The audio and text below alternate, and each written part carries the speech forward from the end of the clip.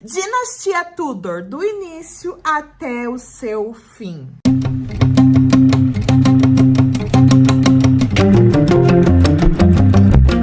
E como os Tudors são muito famosos, tem muitos fãs por aí, né? E também são muito polêmicos, então eu decidi fazer uma ordem cronológica do porquê a dinastia Tudor começou até o seu final, o porquê ela acabou. Aconteceu uma série de guerras de 1455 a 1487. Essa série de guerras nós conhecemos hoje como Guerra das Rosas, mas esse nome só teve esse nome por conta das peças de Shakespeare, né? Então o nome Guerra das Rosas se tornou popular. Mas por que rosas? Porque, basicamente, rosa era o símbolo das casas envolvidas nessa guerra, que era a Casa de York e a Casa Lancaster. Houveram outras casas envolvidas, mas foram as principais. Então, a Casa de York tinha rosa branca e a Casa Lancaster, a rosa era vermelha. Os York e os Lancaster descendiam da mesma casa real, então os dois acreditavam que tinham direito ao trono, por isso essa briga toda. Henrique VI era o rei da Inglaterra quando essa bagunça toda e essa guerra começou,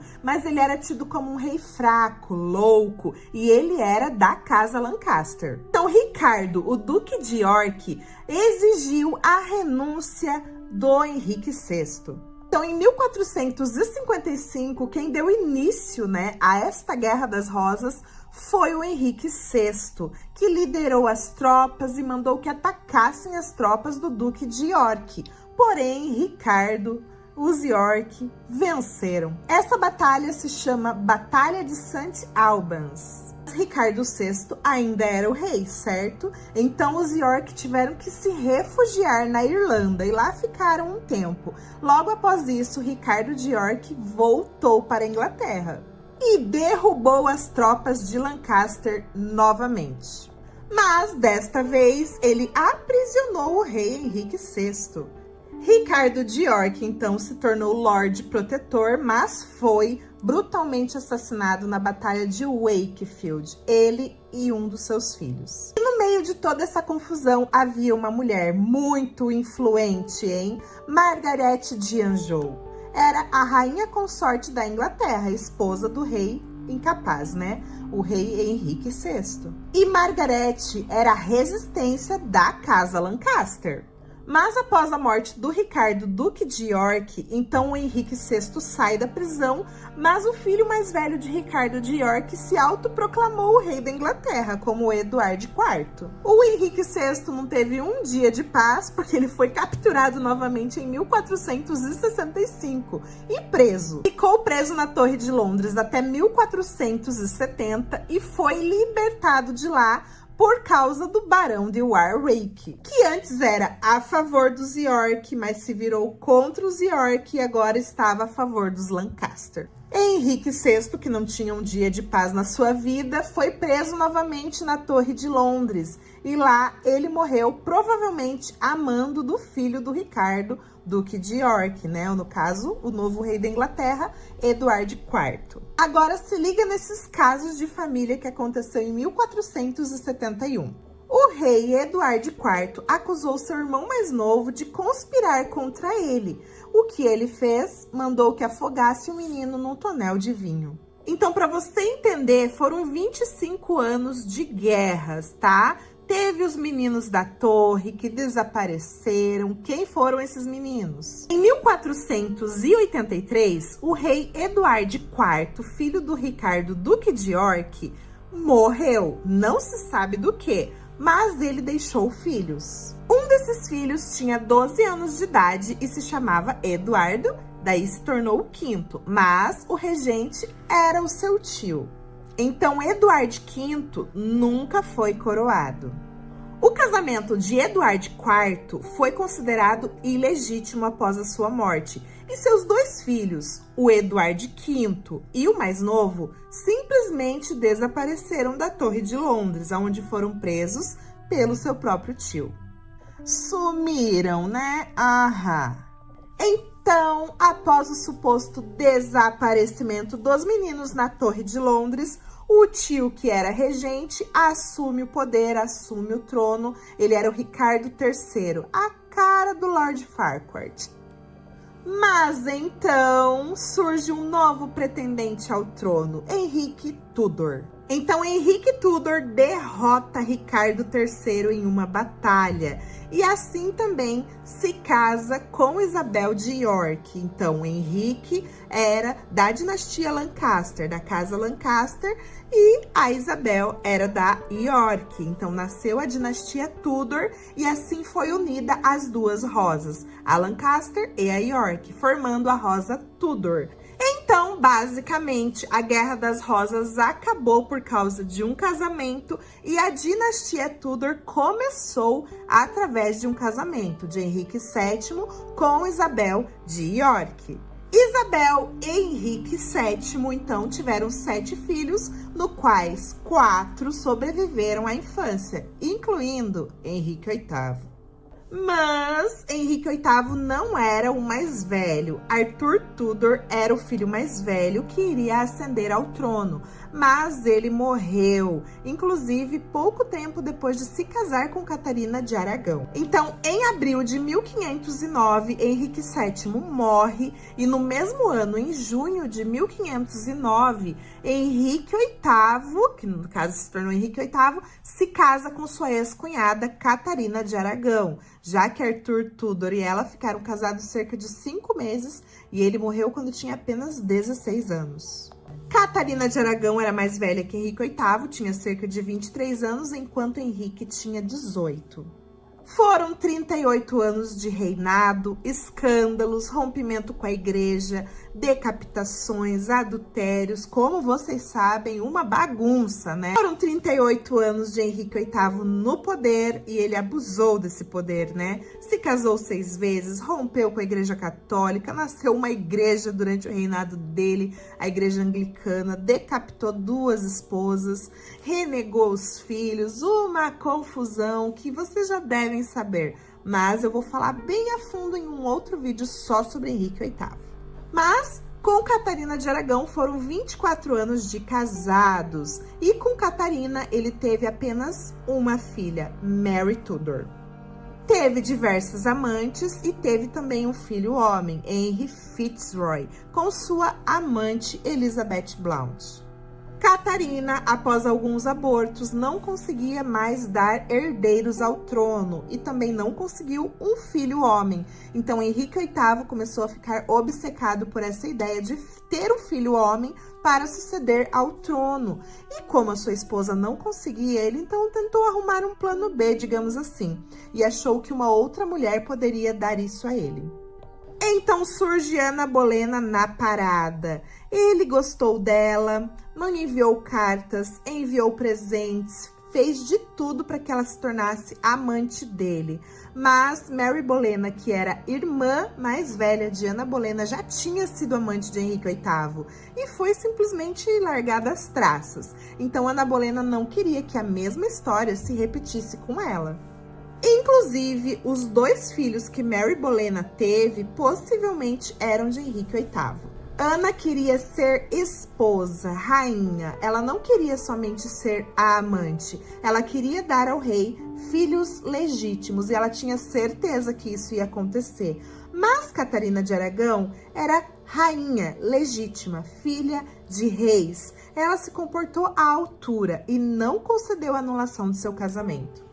Agora, a rejeição de Ana para com Henrique, não se sabe se ela queria jogar ali com ele, deixando ele mais apaixonado, ou então se ela tinha medo das consequências. E em 1527 começa a persuasão ali com o Papa para que houvesse a anulação do casamento, meteram versículos bíblicos dizendo que Henrique VIII não poderia ter se casado com Catarina, já que ela era esposa de seu irmão. Enfim, foram anos nessa batalha com a Igreja Católica.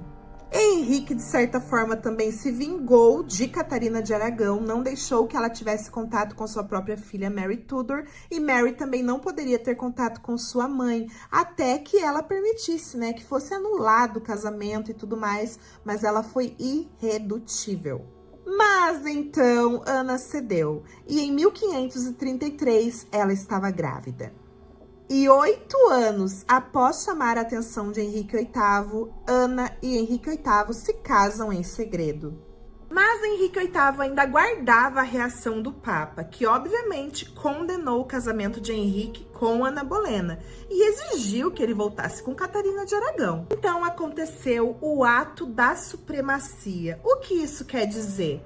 A Inglaterra nunca mais precisaria responder ao Papa nas suas decisões. Em 5 de janeiro de 1533, Ana Bolena e Henrique VIII então se casam. No dia 1º de junho de 1533, ela é coroada rainha e em 7 de setembro do mesmo ano nasce então Elizabeth. Em 1536, Ana Bolena teria dado à luz a um menino que nasceu morto, um menino, gente. E essa teria sido sua última tentativa e oportunidade, já que já haviam boatos na corte de que ela estaria traindo o rei. E ela era um tanto linguaruda, né? Desculpa quem ama a Ana Bolena, mas isso é verdade. Então ela falava algumas coisas que não condiziam com a posição de uma rainha. Então, inventaram até que ela enfeitiçou o rei para que ele se apaixonasse por ela. E detalhe que o rei já tinha desgostado de Ana Bolena e já estava de olho na dama de companhia de Ana Bolena, que era Jane Seymour. Mas depois do julgamento, Ana foi condenada em 19 de maio de 1536. Ela é então decapitada. Seu irmão também foi decapitado, várias outras pessoas foram decapitadas, né, que estavam sendo acusadas juntamente. Um dia antes da execução de Ana Bolena, Henrique VIII já teria ficado noivo de Jane Seymour. Vocês acreditam? E apenas 10 dias após a morte de Ana Bolena, eles se casam. Jane, então, engravida. É um menino. Nossa, que alegria. Foi uma festa. Henrique VIII acho que nem acreditou. Mas apenas 12 dias após o parto, Jane Seymour morre. E ela, inclusive, foi uma das esposas, a única, na verdade, que recebeu um enterro digno de rainha. Porque, segundo o que muitos dizem, ela foi o amor verdadeiro de Henrique VIII. Eu discordo dessa teoria, tá? Eu acredito que Henrique VIII não teve tempo suficiente de enjoar de Jane Seymour, porque senão o fim dela teria sido outro, com certeza. Henrique VIII, então, se casa pela 4ª vez. Dessa vez não foi tão rápido, tá? Mas se casou com a alemã, então, Ana de Cleves. Mas antes dele se casar com ela, ele viu um retrato, e o retrato dela não condizia com a pessoa dela. Meio que o pintor deu uma, como que podemos dizer, photoshopada, sabe? Na imagem de Ana de Cleves. Então, Henrique VIII não gostou do que viu. O casamento não foi consumado, foi anulado, mas ela foi a mais sortuda das esposas. Por quê? Ela saiu de um casamento com Henrique VIII. Olha que sorte! Não precisou consumar o casamento com ele, porque, gente, nessa fase, ele já estava com aquela perna podre, fétida. E ele disse, inclusive, que quem fedia era Ana de Cleves, que os seus seios eram murchos, flácidos, enfim, aquela coisa de ego que ele tinha, né? Então falou um monte de mal da menina, mas enfim, depois ele até chamava ela de a querida irmã do rei.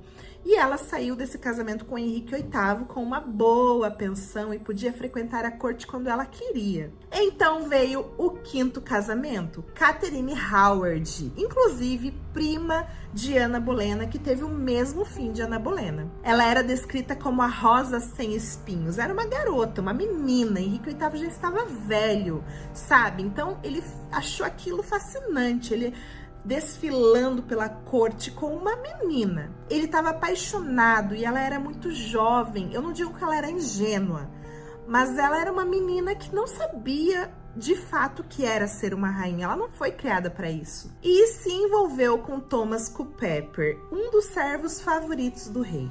Moral da história, Thomas morreu, Catherine Howard também morreu e a ex-cunhada de Ana Bolena, a esposa de George Bolena, Lady Rochford, foi também decapitada no mesmo dia da sua rainha. Era ela que organizava os encontros de Catherine Howard com Culpeper. A execução de Catherine Howard foi em 13 de fevereiro de 1542. Então Henrique se casa novamente e a azarada da vez, Catherine Parr, Essa quase também partiu para outra vida, mas ela ainda conseguiu clemência. Ele tava cada vez mais tirano, porque havia muita dor por conta da sua perna, né? E provavelmente ele tinha diabetes, então aquela perna, aquela ferida nunca cicatrizava.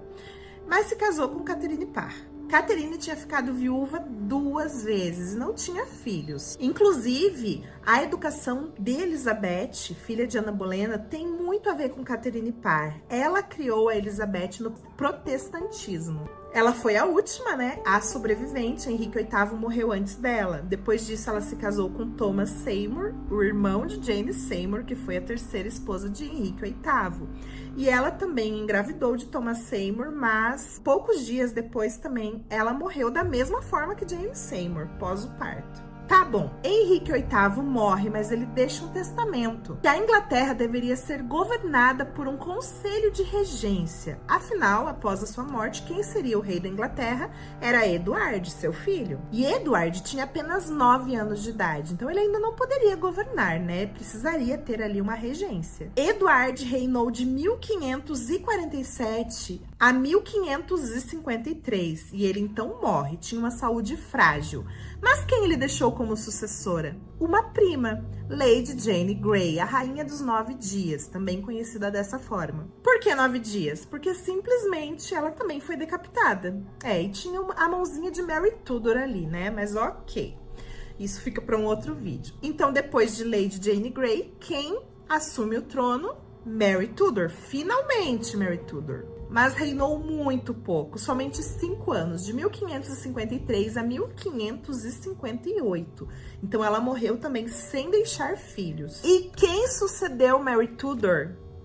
Elizabeth, a filha que foi considerada bastarda de Henrique VIII, filha com Ana Bolena. Ela então agora se tornava rainha da Inglaterra. E quem deixou a sucessão para ela foi sua própria irmã, Mary Tudor. E Elizabeth reinou por 45 anos. Foi um reinado, inclusive, chamado de a Era de Ouro, né? Porque ela realmente fez muito pela Inglaterra.